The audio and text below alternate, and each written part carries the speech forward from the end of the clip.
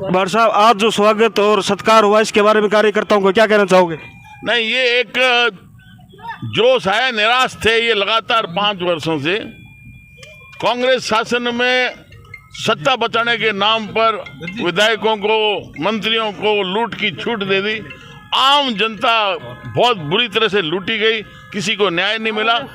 और आज उनको एक विश्वास हुआ है कि हम युवा तैयार हो जाएंगे और बीजेपी का जो इस प्रकार से वातावरण हम बनाना है, वो इस चुनाव में एक जीत का वातावरण और जो लूट का है वो हम खत्म करके आम जनता को न्याय मिले और सही शासन प्रशासन मिले, ये मुझे लग रहा है। और इसके लिए निश्चित तौर पर दिशा बनेगी भाजपा के नई सरकार बनाने की।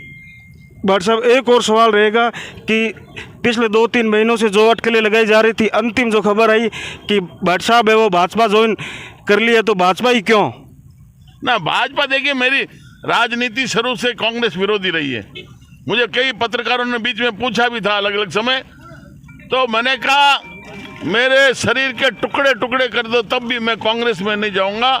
इसलिए मैं तो भाजपा में रहना है। शुरू में जनता पार्टी से बना, फिर जनता दल बना, उसके बाद में भाजपा है, सामाजिक न्याय में से भी लड़ा हूं, लेकिन कांग्रेस में नहीं जा सकता।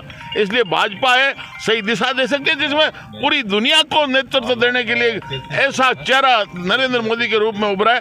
तो निश्चित तौर पर भाजपा का परिवार भी बढ़ेगा और आम जन को खुशहाली मिले, ये एक प्रयास रहेगा।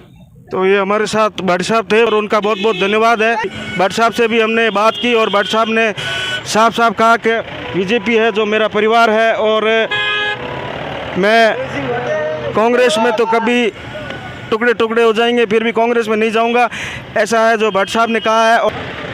और ये जो स्वागत सत्कार है इसके बारे में भाट साहब ने कहीं ना कहीं यही कहा है कि जनता जो है पिछले कुछ सालों में जो परेशान थी और आज उन्हें कहीं ना कहीं उनको है जो एक नई उम्मीद है, नई किरण है वो नज़र आई है। और उसी को देखते हुए आज जो ये जोश जुनून है वो कार्यकर्ताओं में नज़र आ रहा है और जगह जगह जो है स्वागत सत्कार हुआ। और कहीं ना कहीं इसी वजह से काफिला भी 2.5 से 3 घंटे है वो लेट चल रहा है। तो बहुत ही ज़बरदस्त है वो यहाँ पे समर्थकों में उत्साह था।